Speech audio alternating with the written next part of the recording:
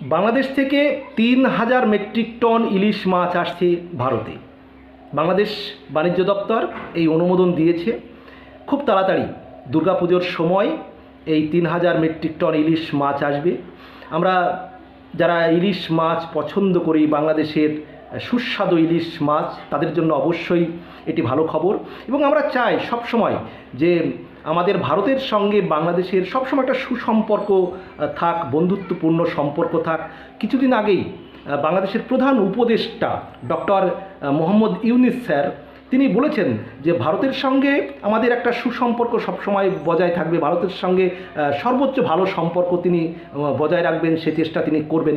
এটাই তো আসলে কাম্য, যে ভারত বাংলাদেশ দুই দেশ, পাশাপাশি দেশ। বাংলাদেশ আমাদের প্রতিবেশী, দুই দেশের সঙ্গে একটা সুসম্পর্ক বজায় থাকবে, একে অন্যের সহযোগিতায় পাশে থাকবে। এটাই কিন্তু আমাদের কাম্য।